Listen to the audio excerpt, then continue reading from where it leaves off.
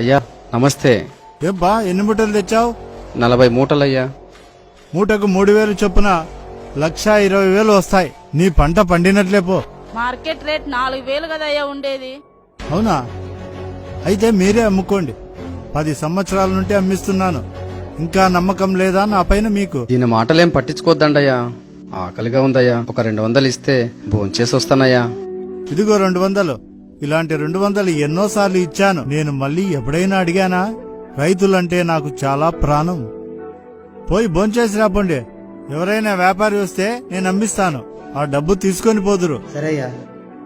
పోదాం పాయ్, భోంచేసి వద్దాం.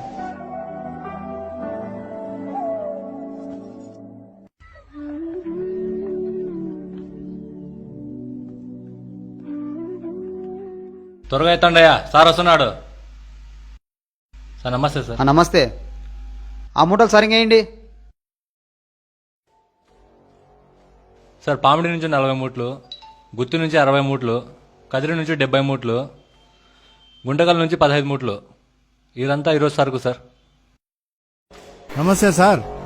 సరుకు చాలా బాగుంది. మూట 5,000 రూపాయలు. మీరు 5,500కు అమ్ముకోవచ్చు. 4,000 చేసుకో. నేను అమ్మను సార్. రైతు నష్టపోతాడు. రైతు నష్టపోతాడా, దళారి నష్టపోతాడా? మాతో 3,000 కొని వ్యాపారికి 5,000 అమ్మితే నీకు 80,000 లాభం. ఏం కష్టం చేసినావయ్యా? ఏం మాట్లాడుతున్నావమ్మా నువ్వు? రైతు వ్యవసాయం చేయాలి, దళారి వ్యాపారం చేయాలి. ఏ రైతు వ్యాపారం చేయలేరు. అందుకే మేముండేది. అయ్యా, నా పంట నా ఇష్టం వచ్చిన రేటుకు అమ్ముకుంటా. మీరు కొంటానంటే పూట 4,000కే అమ్ముతా. ఖచ్చితంగా కొంటానమ్మా. రైతు వ్యాపారి ఒక్కటైతే దళారి వ్యవస్థే ఉండదు. రైతులు ఆత్మహత్య చేసుకునే అవసరమే ఉండదు. ఏం జరిగింది? రైతులకి న్యాయం జరిగింది మామా. దళారి ఇక మీదట చూసుకో రైతుల సవారీ. రైతులు చచ్చిపోతాండేది పంటలు పండక కాదయ్యా, ఈ దళారుల వల్లనే. రైతుల్ని సంపద్దండయ్యా. మాకు వ్యవసాయం తప్ప వేరే ఏమి తెలీదు. రా ఎప్పుదాం. పదర పదర పదరా నీ అడుగుకి పదును పెట్టి పదరా. నీ అడవిని చదును చెయ్యి మరి వెతుకుతున్న సిరి దొరుకుతుంది కదరా. పదర పదర పదరా ఇప్పుడమిని అడిగి చూడు పదరా.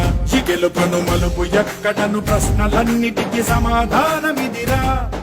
వ్యవసాయం చేసే ప్రతి రైతు తన వ్యవసాయాన్ని వ్యాపారంగా మార్చుకుంటే ఏ రైతు ఆత్మహత్య చేసుకోవలసిన అవసరం ఉండదు. రైతు పండించిన పంట రైతుకే, వ్యాపారం ద్వారా వచ్చే లాభాల పంట రైతు ఇంటికే. ఎప్పుడు రైతే రాజు, రైతుదే ప్రతిరోజు.